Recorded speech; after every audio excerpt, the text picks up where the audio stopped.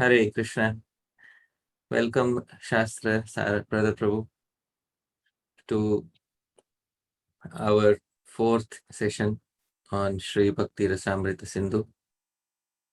And till now, we have had 3 sessions in which we have dived into the commentary of the first verse of the Bhakti-rasāmṛta-sindhuḥ. Akhila rasamrita murtihi prasramara ruchiruddhatara palihi kalita shyama lalito radha preyan vidur jayati. And we've been seeing the various aspects of the verse as explained in the commentary of Śrīla Jīva Gosvāmī. So before we continue, we should begin our session with Mangala Charan. So I'll chant Mangala Charan and you can kindly repeat after me. Om Ajnanatimidandhasya Om Ajnanatimidandhasya Jnananjana Shalakaya Jnananjana Shalakaya Chakshurunmilitam Yena Chakshurunmilitam Yena Tasmai Shri Gurave Namaha. Tasmai Shri Gurave Namaha. Shri Chaitanya Manobhishtam Shri Chaitanya Manobhishtam Sthapitam Yena Bhutale Sthapitam Yena Bhutale Soyam Rupaha Kada Mahyam Swayam Rupa Kadamahyam Dadati Swapadantikam. Dadati Swapadantikam. Jaya Shri Krishna Chaitanya Jaya Shri Krishna Chaitanya Prabhu Nityananda Prabhu Nityananda Shri Advaita Gadadhara Shri Advaita Gadadhara Shri Vasadi Gaura Bhakta Vrinda. Shri Vasadi Gaura Bhakta Vrinda. Hare Krishna Hare Krishna Hare Krishna Hare Krishna Krishna Krishna Hare Hare Krishna Krishna Hare Hare Hare Rama Hare Rama Hare Rama Hare Rama Rama Rama Hare Hare. Rama Rama Hare Hare. Śrīla Rupa Gosvāmī Prabhupada ki Jai. jai. Śrīla Jīva Gosvāmī Prabhupada ki jai. Śrīla Prabhupada ki jai. Ananta Koti Vaishnava Vrinda ki jai. So Hare Krishna. Hare Krishna. So I am sharing my screen so that we can continue from the point where we left off last time. We had placed a marker here. This is our marker. And this is where we had paused last time. So we were seeing the Swarupa Lakshana of Vidu. So this we were seeing last time. And I had explained what is the difference between Swarupa Lakshana and Tatastha Lakshana by giving an example. So I hope that the distinction between Swarupa Lakshana and Tatastha Lakshana is absolutely clear. Okay. Yes, Guru. Now, Srila Jīva Gosvāmī is saying that Atha tat tat utkarsha hetum swarup lakshanam. So we'll go back a little. Why should we turn back a little? Because while studying Sanskrit literature, there is a specific nyaya or a maxim known as Simhavalokan Nyaya. Simhavalokan means the gaze, and Simha means lion. So Simha Avalokan means a lion's gaze. So if you see how a lion walks, so a lion takes a few steps ahead and then he looks behind. And then he again looks ahead and then walks a few steps. Then he looks behind. So this is called as Simha Avalokan, a lion's gaze. Similarly, in Shastra, when we take a few steps ahead, we should look behind and we should try to do a short revision of whatever we have studied. So previously we have studied the various meanings of Viduhu. And last time we saw Śrīla Jīva Gosvāmī giving elaborate pramanas for justifying all the four meanings of Vidhu. Then we saw a super pramana, Jayati Jana Nivaso Devaki Janmavada. And that pramana not only had all the meanings of Vidhu embedded in it, but it also had the term Jayati embedded in it. So that was a sweet pramana. Then after explaining all that, Śrīla Jīva Gosvāmī says, Atha, now, Tad Tad Utkarsha Hetu. So we'll remove what I had typed because we understand this now. Okay. So this is the explainer's job. After the explainer explains something, he should get out of the way and allow the commentator to comment. Okay. So Atha, Jīva Gosvāmī says, Atha Tad Tad Utkarsha Hetum Swarup Lakshanam. Now, the author, Śrīla Rupa Gosvāmī, is explaining the Swarupa Lakshana or the inherent characteristics, which is Tat Tad Utkarsha Hetum, which are, these characteristics are Utkarsha Hetu. Utkarsha means something becomes more excellent, something becomes more brilliant, something becomes more prominent, or something reigns over everyone else. So what is the cause of Krishna reigning over everyone else? What is the cause of Krishna being so excellent? So all causes of Krishna's excellence, Utkarsha Hetu, they are basically in this verse, all of them are Swarup Lakshana. I told you, I will specify whether they are Swarup Lakshana or they are Tatastha Lakshana. So all of them here are Swarupa Lakshana of Vidhuhu. Now I told you Vidhuhu means it doesn't have only one meaning. It has a meaning in Krishna Paksh, which is Bhagwan Shri Krishna, and it has another meaning. What is the second meaning of Vidhuhu? Chandrapaksha, that's the moon. Moon. So the moon also has all these inherent characteristics. Akhila-rasāmṛta Murtihi. So if the moon stops being Akhila-rasāmṛta Murtihi, it will no longer be the moon. If the moon stops being Prasamara-ruci-ruddha-taraka-palihi, it will no longer be the moon. If the moon stops being Kalita-shyama-lalito, or if the moon stops being Radha-prayan, then it will no longer be the moon. So all these are actually Swarupa Lakshana. So they are Tattad Utkarsha Hetu. They are the causes of the excellence of Vidhu. But they are also Swarupa Lakshana of Vidhu. So I hope you are able to understand this. And then we saw what is the meaning of Akhila-rasāmṛta Murti. So I'm not going to go into this again. Just very quickly. Yeah. So Swarupa Lakshana is like a defining characteristic in the sense that this person will at all times have this characteristic, and they're very right. And you know what I'm saying, Prabhu? Like Yeah. in the sense that this is them, and like a defining characteristic of them. Exactly. So in the sense, sorry, Prabhu. Yes, please continue. So in the sense of Prasramara Ruchi Ruddha Taraka Pali, what if Krishna's hand is not around Taraka or Pali? What was the meaning of Prasramara Ruchi Ruddha Taraka Pali in the case of Krishna? He always Prasramara means through his extending or through his increasing. Ruchi means effulgence, or Ruchi can also mean attractiveness. Through his increasing in effulgence or through his increasing attractiveness, Ruddha, he has completely controlled the two gopis, Taraka and Pali. So, is there any point of time when Taraka and Pali are no longer in control of Krishna? They are always in control of Krishna because all the gopis are always they are always enchanted by Krishna's beauty. So obviously it is Swarup Lakshana. okay. And in the moon's case, Prasarmara Ruchi, by its increasing effulgence, Ruddha, it completely subdues Taraka Pali. Pali here means groups, and Taraka means constellations. So all groups of constellations are completely subdued by the moon by its increasing effulgence.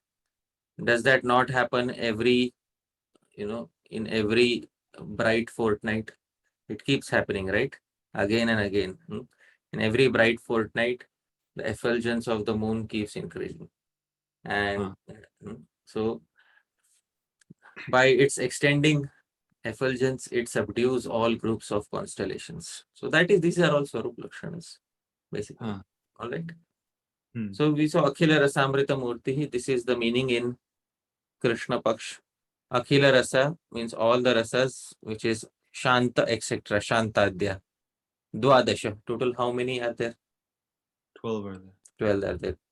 So they are Yasmin Tadrisham Amritam Paramananda Eva Murtir. So he has all the 12 rasas in them. Therefore, he is a personification of those nectarian 12 rasas. So the personification, Murtihi, of the nectarian, Amrita, rasas. So see, in English, I told you to read it reverse.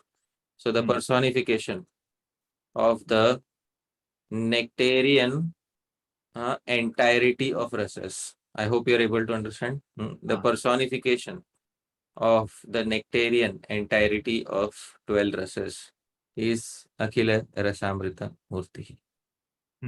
Now, point is, Srila Jīva Gosvāmī doesn't like to just make claims without giving some pramanas related to it.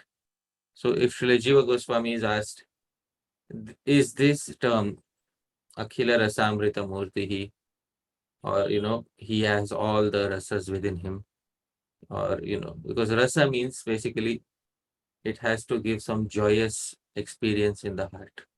This is the meaning of rasa here. So is there any proof in the Bhagavatam that he gives joy to everyone in their hearts, or he causes rasa to flow in everyone's heart? So Srila Jīva Gosvāmī says, yes, there are many pramanas. So first pramana is from Srimad Bhagavatam 10th canto, 41 chapter, verse number 28. So once again, we are back into seeing pramanas. But this time we are justifying one term. Which is the term that we are justifying here now? Akhila Rasamrita Murti. Akhila Rasamrita Murti. So 10 canto 41, chapter 41, verse number 28. So I will share my screen. So can you repeat the words after me? Yes, Prabhu. दृष्ट्वा मुहुश्रुतमनुद्रुतचेतसस्तम् दृष्ट्वा मुहुश्रुतमनुद्रतचेतसस्तम् तत्प्रेक्षणोत्स्मितसुधोक्षणलब्धमानाः तत्प्रेक्षणोत्स्मितसुधोक्षणलब्धमानाः आनन्दमूर्तिमुपगुह्य दृशात्मलब्धम् आनन्दमूर्तिमुपगुह्य दृशात्मलब्धम् हृष्यत्वचो जहुरनन्तमरिन्दमाधिम् हृष्यत्वचो जहुरनन्तमरिन्दमाधिम्. So now let's see the translation. Can you read the translation slowly, Prabhu? The ladies of Mathura had repeatedly heard about Krishna, and thus, as soon as they saw him, their hearts melted. They felt honored that he was sprinkling upon them the nectar of his glances and broad smiles. Taking him into their hearts through their eyes, they embraced. This is the most important. Ananda Murtim Upaguhya. Upaguhya means they embraced. Ananda Murtim. What is the meaning of Ananda Murti here? The form of bliss. Yes, because you can see here, they embraced him. Who was he? The embodiment of all ecstasy. So Ananda Murtim looks very similar to which term? My brain's not working. Bhakti-rasāmṛta-murti. Yes. So Śrīla Jīva Gosvāmī has pointed this term, Ananda Murti, and from the third line to show that this is a similar term. This is a term which is similar to Bhakti-rasāmṛta-murti. Because how did Śrīla Jīva Gosvāmī explain Bhakti-rasāmṛta-murti? Akhila rasa, all the 12 rasas are Amrita. They are nothing but nectarian. And therefore they are Paramananda. They are the highest joy. And that Amrita, or that Paramananda, that highest joy itself is Murti. Or that highest joy itself is personified. Personified as whom? Personified as Vidhuhu, or our Krishna. Very simple. So Akhila Rasa Amrita means the highest joy of all the 12 rasas. The term for joy is Ananda or Paramananda. So in other words, Ananda Murti. He is the personification of all joy. Okay. So once again, yeah, this is, please read from this statement onwards. Taking him into their hearts through their eyes, they embraced him, the embodiment of all ecstasy. And as their bodily hair stood on end, O subduer of the enemies, they forgot the unlimited distress caused by his absence. Exactly. So a very nice pramana where it is given that he was Ananda Murti, or this is somewhere very close to Akhila Rasamrita Murti. Now, as I said, we should have some alternate translations to see whether the term has been translated correctly. All right. So here is another translation, and I would like you to read only this section, this sentence. Can you see? They embraced that embodiment of bliss mentally as he entered through the gateway of their eyes, occupied their hearts, and was in their possession. They were so thrilled with joy that the hair on their body stood on their ends. They felt relieved of the endless agony of their hearts through pangs of separation from him, O subjugator of the enemies. All right. So same. They embraced that Akhila Rasamrita Murti, or they embraced that Ananda Murti. So I hope you are able to understand. So this is Pramana 1, the first Pramana for specifying that Krishna is Akhila Rasamrita Murti. All right. Now, Śrīla Jīva Gosvāmī will give another Pramana. This is from Srimad Bhagavatam, 10th canto, 14th chapter, verse number 22.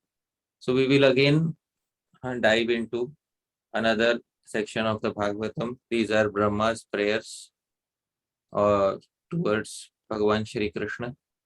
So this is the specific prayer. Please repeat after me. Tasmadidam jagadasheshamasat-swarupam Tasmadidam jagadasheshamasat-swarupam swapnabhamashtadhishanam purudukha-dukham Swapnabhamastadhishanam purudukha-dukham Tvayeva nitya-sukhabodhatanavanante Tvayeva nitya-sukhabodhatanavanante Mayat udyadapi yat-sadivabhati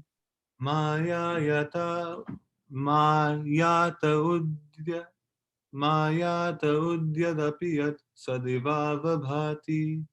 In this pramana, this is the line which he wants to highlight. Tvayeva nitya sukha bodha tanav anante. This is the pramana which he has given. And here I would like to highlight this. Nitya. What does nitya mean? Eternal. Eternal. Sukha. Happiness. Bliss.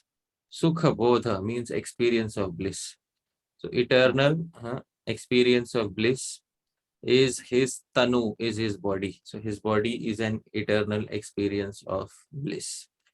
And this is locative case. So in his eternal, in his body, which is an eternal experience of bliss. Basically, that is what is the meaning. So Nitya Sukha Bodha Tanu is the original term. Huh. Tanu means a body. So you have to go in the reverse direction. A body which is full of the experience of happiness which is eternal. All right. So this is how. uh, let's see, because this is the term which he wants to highlight. Okay. So yeah. So please read, and this is what you want to specifically stress upon. Please read the translation. Therefore, this entire universe, which like a dream is by nature unreal, nevertheless appears real, and thus it covers one's consciousness and assails one with repeated miseries. This universe appears real because it is manifested by the potency of illusion emanating from you, whose unlimited transcendental forms are full of eternal happiness and knowledge. Right. So we should see another translation of the same. Okay.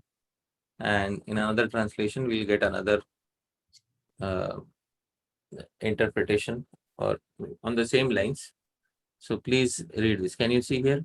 You who are infinite, eternal bliss and knowledge incarnate. So basically, he is eternal bliss incarnated. So Huh. Akhila Ras Amrita Murti or Ananda Murti, basically. That is what it is. So once again, proved through another pramana. So I hope you are able to understand these pramanas and what is the intention of quoting these pramanas. Huh. Hmm. Okay. Fair enough, somebody may say. All right, but you were not only saying that Ananda Murti. Rupa Goswami should have then written Ananda Murti. What should have Rupa Goswami written? Anandamurti. So instead of writing Akhila Rasamrita Murti, he made such a decorated term. He Huh. should have written Akhilananda Murti. Right? Huh? Why did you write Akhila Rasamrita Murti? Because Akhila Rasa, to say that all the rasas are present in Bhagavan, that's a very big statement. To say that all rasas are present in his personified form and only in his personified form, not in any other incarnation, only within Krishna. That's a big claim to make. And Huh. is there anywhere in the Bhagavatam where it is specified that all the rasas were present in that single body of Krishna? So there is a very nice verse which is given in Srimad Bhagavatam 10th canto 43rd chapter verse number 17. So this is the verse where Krishna and Balram are entering into the arena of Kamsa. So when they are entering into the arena of Kamsa, so there are different personalities who perceive Bhagavan Krishna in different ways. And this is what we have to see, because all these different personalities are able to see Krishna in different rasas. So we will see that, and we will see the translation. Please repeat after me. मल्लानामशनिर्नृणां Narwar स्त्रीणां स्मरो मूर्तिमान् मल्लानामशनिर्नृणां नरवर स्त्रीणां स्मरो मूर्तिमान् गोपानां स्वजनो सतां क्षितिभुजां शास्ता स्वपितरोः शिशु गोपानां स्वजनो सतां क्षितिभुजां शास्ता स्वपित्रो शिशु मृत्युर्भोजपतेर्विराडविदुषां तत्त्वं परं योगिनाम् मृत्युर्भोजपतेर्विराडविदुषां तत्त्वं परं योगिनाम् वृष्णीनां परदेवतेति विदितो रङ्गं गतः साग्रज वृष्णीनां परदेवतेति विदितो रङ्गं गतः साग्रज. Right. So please read the translation. The various groups of people in the arena regarded Krishna in different ways when he entered it with his elder brother. The wrestlers saw Krishna as a lightning bolt, the men of Mathura as the best of males, the women as Cupid in person, the cowherd men as their relative, the impious rulers as a chastiser, his parents as their child, the king of Bhojas as death, the unintelligent as the Supreme Lord's universal form, the yogis as the absolute truth, and the Vrishanis as the supreme worshipable deity. So, this is the pramana quoted by Śrīla Jīva Gosvāmī. Now, question is, can you see different people seeing him in the form of different rasas? If you want to get more clarity on this, you can see another translation. See, please read this 17th verse. When, accompanied with his elder brother, Krishna entered the arena, he appeared like a thunderbolt to the athletes, as a superman to men, the god of love Cupid incarnate to women, a kinsman to cowherds, a chastiser to wicked monarchs, a child to his parents, the veritable death to Kamsa, the king of Bhojas, as a weakling or an inadequate competitor to the ignorant, the highest principal Brahman to the yogis, and the supreme deity to the Vrishnis. Right. The translator has put a asterisk here and asterisk Sridhar Swami. Please read. Sridhar Swami explains that Lord Krishna was a combination of different rasas, sentiments, according to the viewpoint of the person concerned. He quotes a verse enumerating the order of rasas. He manifested. Raudrodbhutascha Shringaro Hasyam Virodaya Tatha Bhayanakascha Bibhatsah Shantah Saprema Bhaktikah. So this is the order of rasas. First is Raudra Ras. Raudra Ras means the rasa of anger. Yes, the rasa of anger. So if you see, Krishna appeared like a thunderbolt to the athletes. So Krishna is exhibiting which rasa? Raudra. Raudra ras. Then second is Adbhuta. Adbhuta is wonder, right? So he appeared as a Superman to all the men. They said, wow. Then Shringara. Shringara is romantic. It is the what you can say in this world, it is the equivalent of Madhurya Ras. So he appeared like the god of love incarnate to women. So like this. Shringaro Hasyam Viro Daya Tatha Bhayanakascha Vivasa Shanta Saprem. So Sridhar Swami has explained. I'll not get into detail into this verse. If you are interested, we can discuss this verse some other time. But Sridhar Swami explains that, and he gives a very pakka pramana, very definite pramana, that what Sri Shukadev Goswami was trying to say here is that in the arena of Kamsa, Krishna was Bhakti-rasāmṛta-sindhuḥ. All right, so this is a definite pramana for Krishna being Bhakti-rasāmṛta-sindhuḥ. Okay, so hence proved, right? For sure, yeah.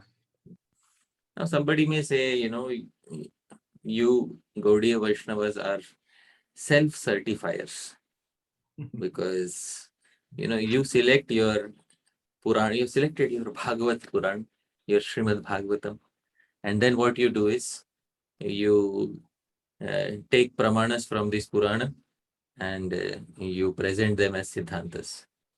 So nothing wrong with that. But somebody may say, this Purana, you should find something in the original Vedas. Is there anything about Krishna in the Vedic literature? So Śrīla Jīva Gosvāmī then says, of course, So somebody may say, is Krishna a Vedic deity or a deity introduced later in the Puranas? Some people have such doubts. Of course, the Gaudiya Vaishnavas don't have such doubts. But there are some people who harbor such doubts. And Krishna has said in the Bhagavad Gita, Samshayatma Vinashyati. A doubtful person certainly perishes in spiritual life. So, Śrīla Jīva Gosvāmī then quotes Gopala Tapani Upanishad. Now, Upanishads are basically belonging to one of the four Vedas. So, Gopala Tapani Upanishad is basically Vedic literature. Srimad Bhagavatam is also Vedic, of course. It's more Vedic than any Upanishad. But for us Gaudiya Vaishnavas, for the rest of the world, that is the Upanishads carry a lot more weight than Srimad Bhagavatam. So Śrīla Jīva Gosvāmī also quotes Upanishads. He says Shri Gopala Tapani Bhyascha. So from Shri Gopala Tapani Upanishad, there is a term, there is a phrase which is being quoted. So this is from the Gopala Tapani Upanishad. Please repeat after me. Tasmat Krishna eva Paro Devas. Tasmat, therefore, Krishna eva Paro Deva. Krishna is the Paradeva, the Supreme Personality of Godhead. Then please repeat. Tam dhyayet. One should meditate upon. Tam rasayet. And one should experience rasa in relation to him. So, rasayet is also explained by the commentators as one should chant his name using rasana, using the tongue. One should experience him by using the tongue. That is what it means. So tam rasayet means one should taste him through the tongue. Rasayet literally means one should taste him. But how can one taste Krishna? Because Krishna is not a subject of the taste buds of mortal human beings. Atah Shri Krishna Namadi na bhavet grahyam indriyai. Sevon mukhe jihvadau swayam eva spuratyada. So Krishna is not a subject matter of being tasted by the ordinary taste buds of people of this material world. Tam rasayet. But still the Upanishad says one should taste him. How can one taste Krishna? So one can taste Krishna by chanting his names. And when the Naam is merciful enough, it will descend upon the tongue of the sincere chanter. That is the Siddhanta that the Gaudiya Vaishnavas have established. All right? Yes, Prabhu. Okay. Now, we have covered another milestone. So we have justified all the pramanas for Bhakti-rasāmṛta-sindhuḥ have been given. Any doubt remaining that Bhakti-rasāmṛta-sindhuḥ is a term which is justified from Shastra? Any doubt remaining? Not on my part. Okay. I don't have any. You can play devil's advocate, no problem. Okay. Because you are up against Śrīla Jīva Gosvāmī, so I am confident. Okay. The specific term, although we've seen Anandamurti, we've seen examples of how Krishna is Bhakti-rasāmṛta-sindhuḥ. The term itself of Bhakti-rasāmṛta-sindhuḥ has not been established anywhere or used before Rupa Goswami. Sure, but there is no rule in Shastra which says that you have to use the exact terms. A poet has the freedom to express ideas given in Shastra in his or her own words. Otherwise, how can they be called a poet?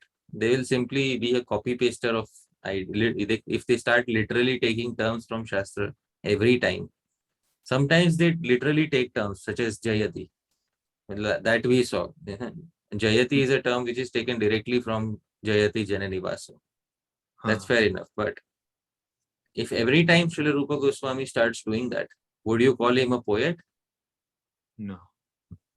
So, therefore, a poet embellishes ideas that are given in Shastra by using choicest words of glorification. So, I hope you are able to understand why Śrīla Rupa Goswāmī has used this term. I'm trying to like grasp at straws right now. That's what it feels like.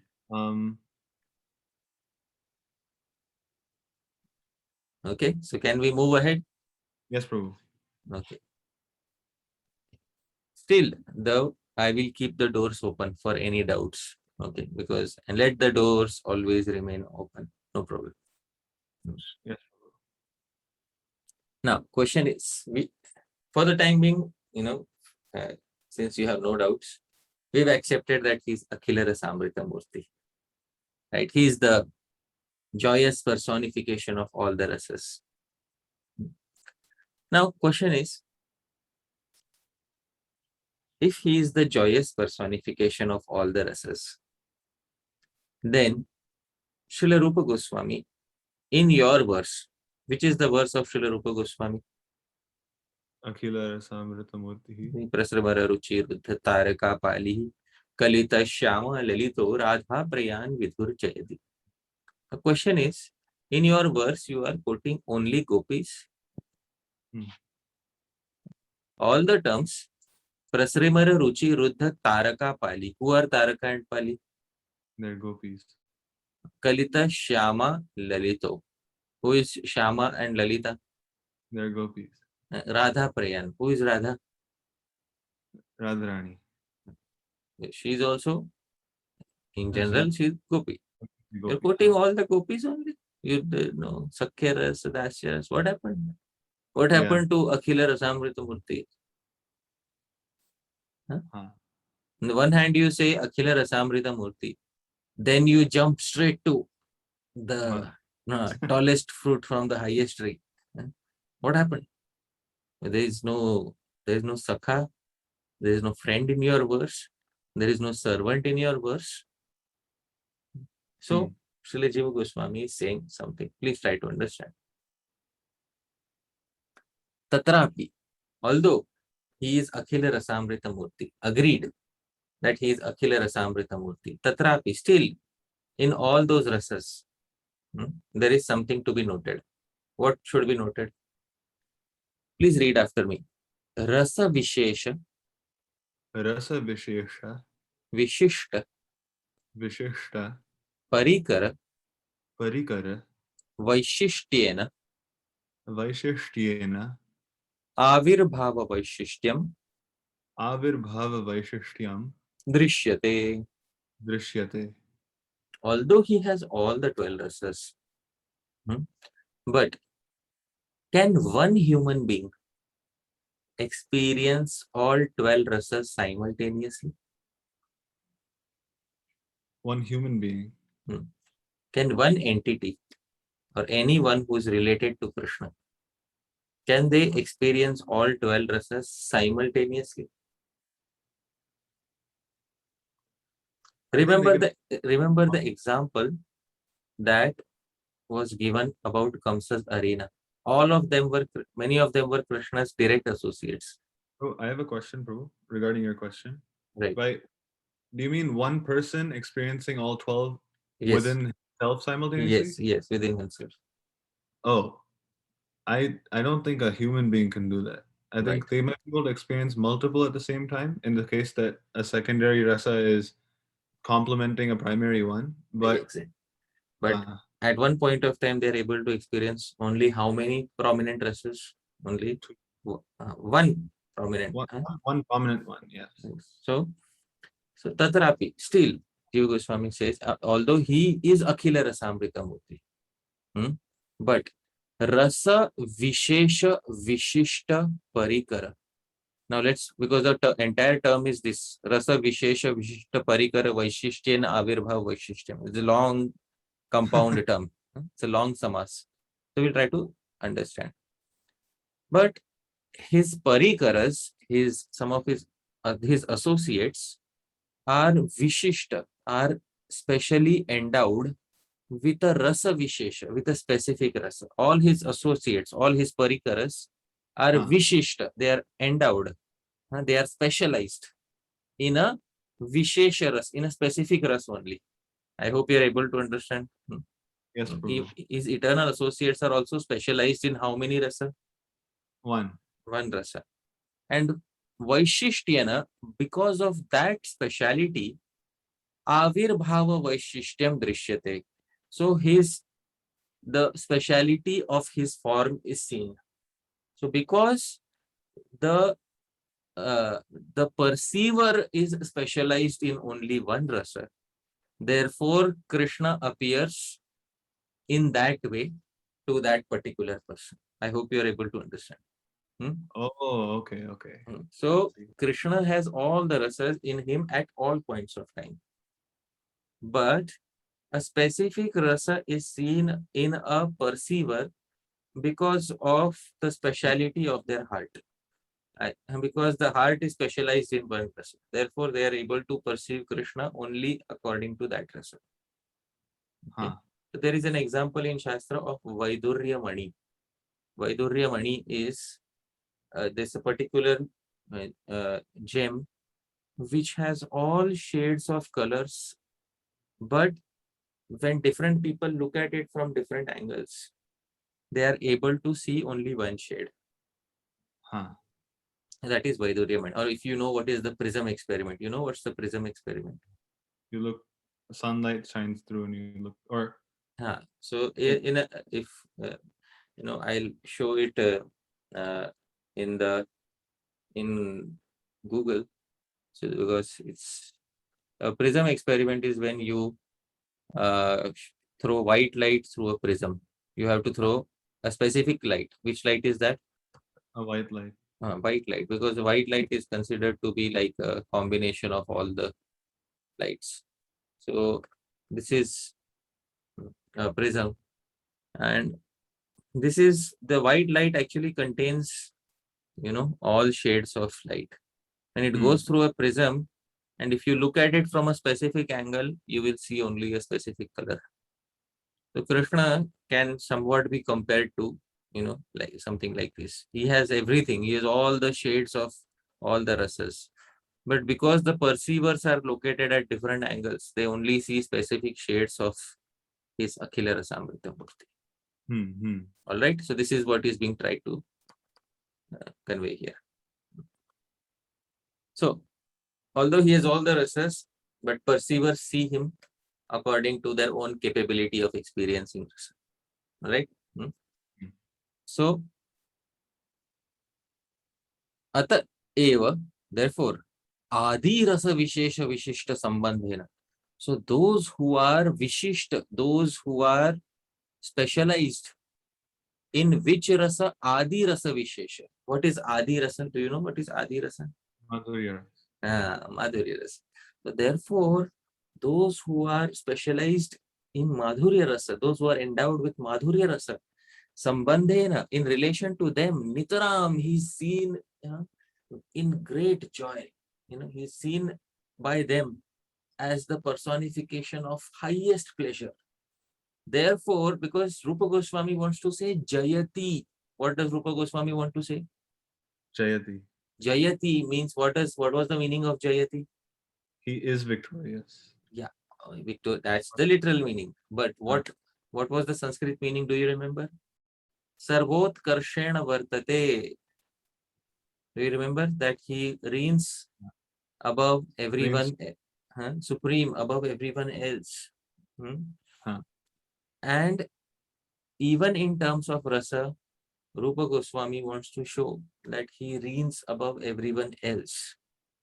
And this is only possible if he has the highest rasa manifest in him. Which is the highest rasa? Adi rasa. Adi rasa. And therefore, Srila Rupa Goswami has given all the examples from which rasa? Adi rasa. Adi rasa. To show that definitely he is the highest personification of. If the highest is present in him, obviously all the other lower, or we shouldn't say lower, but if the highest point is the pinnacle of all rasas is there in him, obviously all other flavors of rasas are also going to be there in. All right. Now, yatha. Now, some pramana is needed that this adi rasa or the rasa experienced by the gopis was madhurya rasa, and this was the highest that that was ever experienced. So Śrīla, yes. I have a question. Is it to be understood that Madhurya Rasa is objectively the highest rasa, or is it subjectively the highest rasa? Considering that our author is highly steeped and realized in this rasa. Right. And So, because if you say objectively, in this material world, objectively and subjectively can both be analyzed by a human being. Yeah. But when you speak of rasa, can one human being objectively analyze all the rasas? No. Because the rasa vishesha vishishta. A human being is specialized only in how many rasas? In their own rasa. So how can you say objectively? Tell me. I guess, yeah, that makes sense. Yeah. It's not possible to say objectively.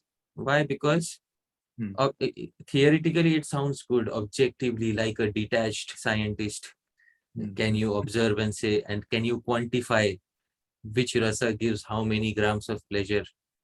And then, but it's not possible. In order to experience rasa, your entire existence has to mold itself around that rasa. Right, yes. And once your existence is molded around a specific rasa, you can't go back to being a rasika.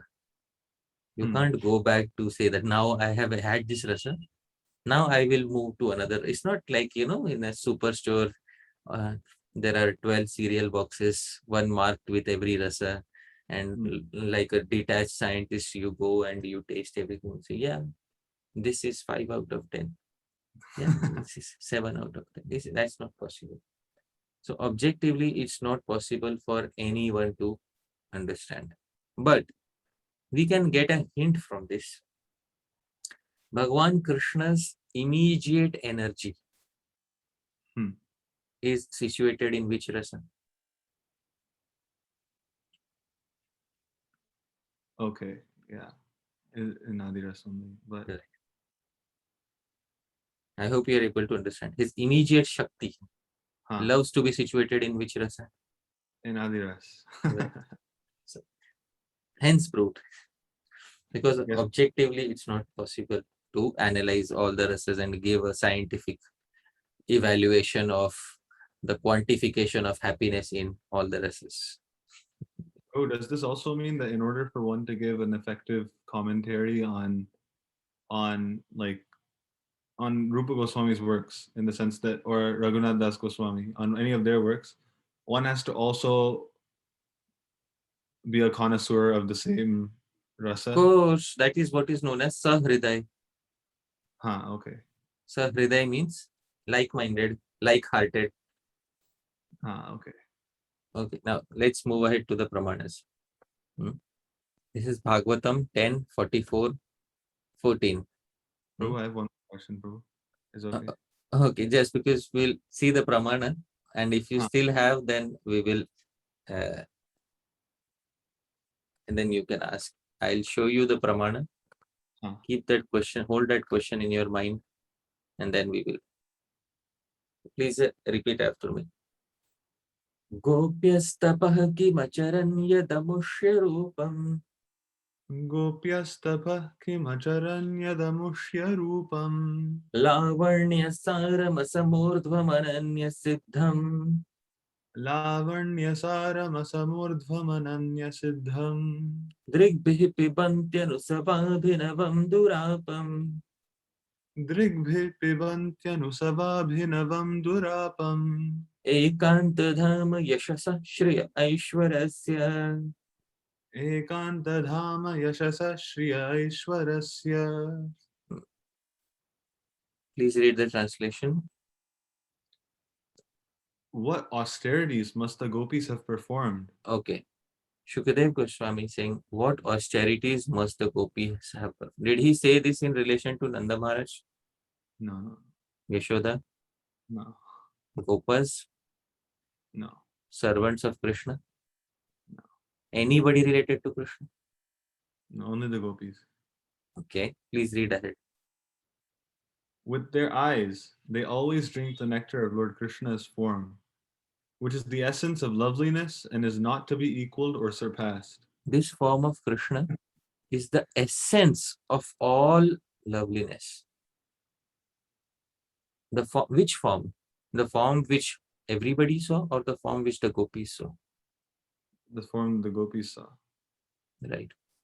And this form is not to be equaled or surpassed. Asama urdhvam, asamordhvam, asama. There's nothing equal to it. Anurdhvam. There's nothing above it. Huh. Which you could have said that in relation to anybody. Shukadeva Goswami could have said that when he was a child. But you are making that statement only through the eyes of which devotees? Gopis only. Okay. Please read ahead. That form is the only abode of beauty, fame, and opulence. It is self-perfect, ever fresh, and extremely rare. So this is Shukadeva Goswami saying that the form which was seen by the gopis was unparalleled, never equaled nor surpassed, self-perfect, ever fresh, and extremely rare. Now you can say, at least Shukadeva Goswami, you can say objectively he has analyzed it. Although we can say that he himself has his bias when it comes to rasa, but Yeah. still uh, his conclusion lies here in this particular verse. So this is 10:44:14. You may say that this is the BBT translation and ISKCON always embellishes all of Krishna's Madhurya Ras, so you should see a neutral translation. So we should try to see a neutral translation. Of course, our ISKCON translation is also very nice and pakka. At least for this verse, I don't see any issues. But you can see another translation. Please read. What supreme type of penance the gopis must have practiced when they drink with their eyes his personal charm, which is the essence of beauty, neither equaled nor surpassed by anything, which is by itself too beautiful to be adorned by anything external, which assumed novelty every moment and is very difficult to obtain, as it is the permanent absolute abode of glory, beauty, affluence, and almightiness. Right. So here also it says that this form is neither equaled nor surpassed by anything. This is the beauty of Rasa Vishesha Vishishta Parikar, specific associates of Krishna who are specialized in a specific rasa. Huh. All right. So you wanted to ask something? Yeah, I had, 1.5 questions. So I know previously you had mentioned to me once about how Rupa Goswami says, I mean, I might be getting ahead, but he says like, I might be misquoting. Suhrida Pramodaya. He says, I'm doing this for those who are closest to my heart. Right. But in that case, is that to be understood as those who are also relishing the Adiras? Yeah, of course, those who are sahriday, those who are like-minded too. Okay, okay. So he's written this book for... See, the book is written for those who are followers of Sri Chaitanya Mahaprabhu. They are his Sukrita. Huh. And followers of Chaitanya Mahaprabhu can be found in 4 rasas. Yes, They Prabhu. don't, they're not found in one rasa. Which rasa is that? Shantara. Shanta. So followers of 4 rasas are followers of Sri Chaitanya Mahaprabhu. Or followers of Chaitanya Mahaprabhu can be found being attracted to one of the 4 rasas. They are in general Suhrit. because they are followers of Sri Chaitanya Mahaprabhu. And for them, Bhakti-rasāmṛta-sindhuḥ was written. Bhakti-rasāmṛta-sindhuḥ has descriptions primarily of Shanta, Dasya, Sakhya, Vatsalya, and a very tiny description of Madhurya. Madhurya is not taken up in great detail in Bhakti-rasāmṛta-sindhuḥ. There is a reason for that, and because Śrīla Rūpa Gosvāmī wanted to give Madhurya Ras a very exhaustive treatment. So he gave a very basic treatment of Madhurya Rasa in Bhakti-rasāmṛta-sindhuḥ, and the rest of it is in the supplementary portion of Bhakti-rasāmṛta-sindhuḥ, which is Shri Ujjwal Nilmani. Ujjwal Nilmani is what remains to be explained in Bhakti-rasāmṛta-sindhuḥ. Only and only Madhurya Ras and all its variegateds. All right? Chalo, theek hai. So understood this pramana, that the gopis were experiencing the highest Adi Ras, Rasa Vishesha Vishishta. They're experiencing the highest. Therefore, Rupa Goswami wants to show that, Jayati, he reigns above everyone else, and even in terms of Rasa, he reigns over everyone else. And Rupa Goswami himself is specialized in that Rasa. Therefore, he is also explaining according to that Rasa. That's it. End of story. Okay. Now, another pramana. This is Bhagavatam 10:32-14. So we will see Bhagavatam 10:32-14, and we will see what Śrīla Shukadeva Goswami is trying to say here. So this is the last line, is what Jīva Gosvāmī has quoted in his commentary. Trailokya Lakshmiyaka Padam Vapur Dadhat. So please read after me. Tatropavishto Bhagavan Sa Ishvaro. Tatropavishto Bhagavan Sa Ishvaro. Yogeshwarantar Hridi Kalpitasanaha. Yogeshwarantar Hridi Kalpitasanaha. Chakalsa Gopi Parishad Gatorchitas. Chakasa Gopi Parishad Gatorchitas. Trailokya Lakshmi Eka Padam Vapurdadhat. Trailokya Lakshmi Kapadam Vapurdadhat.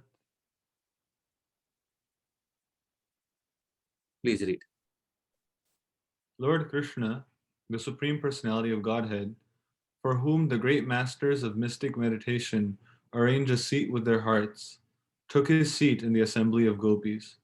His transcendental body, the exclusive abode of beauty and opulence within the three worlds, shone brilliantly as the gopis worshipped him. As the gopis worshipped him, his body took upon the opulence of the three worlds and appeared as the exclusive abode of beauty. So this was only in relation to whose worship? The gopis' worship of Krishna. Yes. Hence proved. This is seeming like an objective fact now, soon. So that's Jīva Gosvāmī for you.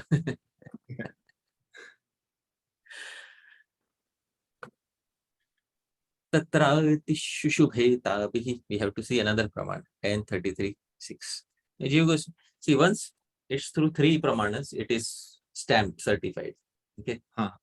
So Bhagavatam 3:10:33-6. So I will show you 10:33-6. This is from the Rasa Pancha Adhyay, from the 5 chapters of the Rasa Lila. Please repeat after me. Tatrati Shushubhetabhir. Tatrati Shushubhetabhir. Bhagavan Devaki Sutah. Bhagavan Devaki Sutah. Madhye Maninam Haimanam. Madhye Maninam Haimanam. Mahamarakato Yatha. Mahamarakato Yatha. See, in the synonyms itself, you can say Tatra, there amongst the gopis, Ati Shushubhe. Ati, most brilliant. He appeared most brilliant. Tabhihi, with those ladies. With which ladies? The gopis. Gopis. Please read the translation. In the midst of the dancing gopis, Lord Krishna appeared most brilliant, like an exquisite sapphire in the midst of golden ornaments. Right.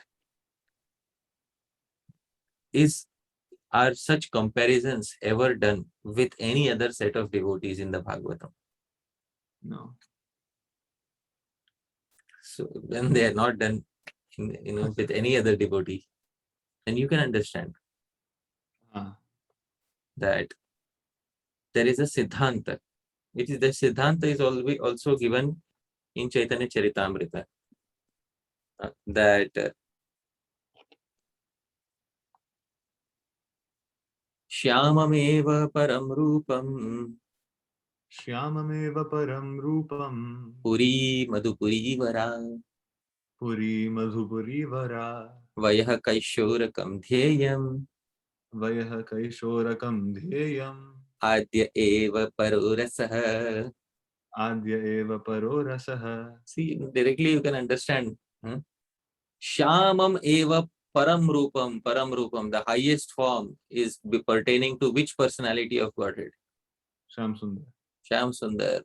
Puri, and the greatest abode, Vara, the greatest, is which abode? Madhupuri, Mathura. Mathura Mandal is the greatest abode. Vayaha, the age of Shyam Sundar. Dhyayam, which should be meditated upon, is which one? Kaishorakam. Kishore, 16 years. And Paro Rasaha, the greatest rasa, when he is 16 years of age, is only and only which rasa? Adi. Adi ras. Right. So the form of Shyam Sundar is the supreme form. The city of Mathura is the supreme abode. Lord Krishna's fresh youth should always be meditated upon. Actually, Kishore is 16 years of age. That is what. And Adi Rasa, the mellow of conjugal love, is Paro Rasa, is the supreme mellow. So this is a verse by a devotee poet named Shri Raghupati Upadhyay. It's found in the Padyavali. Right. So, but other people, those who are not belonging to Gaudiya Vaishnava Sampradaya, may not appreciate this verse. They may say that it is highly biased in favor of Madhurya Ras. Doesn't Raghupati Upadhyay also say Ahamiha Nandam Vande? Yes. So was he a relisher of Adiras then? Or was... But here he has categorically declared that Adya Eva Paro Rasa. Categorically he has said. He is speaking about another verse. Shrutima Pare Smritimitare Bharatamanye Bhajantu Bhavabhita Ahamiha Nandam Vande Yasyalinde Param Brahma Yasyalinde Param Brahma. That is the verse you were speaking about. Yes, Prabhu. So, okay, because in my head right now, I'm trying to categorize it, like understanding it as an objective perspective and a subjective perspective. And considering he's saying like Yasya Linde Param Brahma, the supreme truth is crawling. Okay, it was a little confusing to me at first because it seemed like he was giving it an objective position. No. He was in that verse because no, bro. In this verse, he's giving an objectively topmost position to Adiras. Yes. So this is the verse which you're speaking of. Shrutim apare smriti mitare bharatamanye bhajantu bhavabhita ahamiha nandam vande yasya linde param brahma. Raghupati Upadhyay recited, those who are afraid of material existence worship Vedic literature. Some worship Smriti, corollaries to Vedic literature, others worship Mahabharata. As far as I am concerned, I worship Krishna's father, Maharaj Nanda. Nandam Vande, in whose courtyard the Supreme Personality of Godhead, the Absolute Truth, is playing. So sometimes, even a person who is attracted to Madhurya Rasa may say, I worship Nanda. But his personal, this is his, amongst all the devotees, he says amongst all the Shastras, amongst Mahabharata, Ramayana, Vedas, Itihasas, Puranas, Instead of worshipping these Shastras, I am worshipping a personality. Which personality is that? Nanda Maharaj. Hmm? That's okay. But this is, in this statement should not be taken as an indicator of what is the highest rasa. So, according to Raghupati Upadhyay's own opinion, when he categorically makes a statement directly to that effect, that Adya Eva Paro Rasa, that the highest rasa is Adi Rasa, then we should understand that. Right, Prabhu. I think my confusion, it wasn't that if Adi Ras was the topmost Ras through this verse. I think through this verse I came to an understanding that he might have been a relisher of some other rasa, but was objectively saying that Adi Ras is the topmost ras, which is like, it's an interesting thing to me, just because I was thinking about at least like there's this very corporate mentality, like, oh, this is the topmost ras. Okay, I want to achieve that, and rather than like, I guess like, I don't know, relish your own thing. Yeah. So first, right now, we understand theoretically that this rasa has been declared as the highest rasa. But whether we are connoisseurs of Adi rasa or some other rasa, that we will have to see when a specific rasa manifests within our heart as and when we are progressing in our bhajan. So we don't have to, start with the assumption that now, since Adi is the highest rasa, therefore I must be a connoisseur of Adi rasa because I am the highest. So this sort of a mindset should be avoided. All right. So it's understood that the gopis at least are the experiencers of the highest rasas. All right. Then Śrīla Jīva Gosvāmī says, Tasu cha gopishu. Amongst those gopis, Mukhya Dasha. Prominently, how many are there? How many are most prominent? Dasha. 10 are the most prominent. Bhavishya Uttare Shruyante. Their names are heard in a Purana known as Bhavishya Uttara Purana. Bhavishya Uttara Purana. Okay. What are the names of the 10 prominent gopis? Please repeat after me. Gopali Palika Dhanya. Gopali Palika Dhanya. Vishakha Dhyana Nishthika. Vishakha Dhyana Nishthika. Radhanurādha Somabha. Radhanurādha Somabha. Taraka Dashami Tatha. Taraka Dashami Tatha. So, actually, this verse should be Vishakha cha Dhanishthika. Let me see what was the reading for this verse, because this Dhyana Nishthika, Jīva Gosvāmī is going to say Vishakha Dhyana Nishthika iti Pathantaram. This is an alternate reading, Dhyana Nishthika. So there was something else here. Let me refer to another edition of Bhakti-rasāmṛta-sindhuḥ and find out what exactly was here. Because when in doubt, refer to the Devanagari edition which is properly edited. Vishakhanya Dhanishthika. Okay, so what is here is Vishakha Nya Dhanishthika. This is the verse actually. Okay. And the alternate reading is Dhyana Nishthika. This is Jīva Gosvāmī is going to say Vishakha Dhyana Nishthika iti Pathantaram. This is what he is going to say. This is an alternate reading. Pathantaram means alternate reading. So let's see the names of the 10 gopis. First gopi is named what? Gopali. Second is? Palika. Third is? Dhanya. Fourth is? Vishakha. Fifth is? Dhanishthika. Or sixth is? Radha. Seventh is Lalita. Lalita is also known as what? Anuradha. Follower of Radha. Eighth is? Somabha. Ninth is? Taraka. 10th is? Dashami. Oh Tatha. no. I don't know. Tatha. And 10th is Dashami. Okay. Hmm? So these are the names of the 10 gopis prominently. Why is Jīva Gosvāmī bringing this up now? Now we have established that the gopis are experiencers of the highest rasa, hence proved. Now Jīva Gosvāmī is going to bring up their names. But Jīva Gosvāmī says another reading is Vishakha Dhyana Nishthika. So instead of saying Vishakha Anya Dhanishthika, so another name of Dhanistha is Dhyana Nishthika. What is another name of Dhanistha? Dhyana Nishthika. Iti Pathantaram. This is an alternate reading of this verse. Tatha iti. Can you see here Tatha? Dashami api taraka namni eva iti artha. So Dashami actually means 10th. What does Dashami mean? 10th, yeah. That's 10th.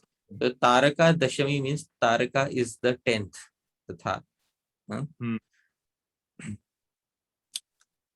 Or Jīva Gosvāmī says, but if we do that, we will be only able to count 9 actually.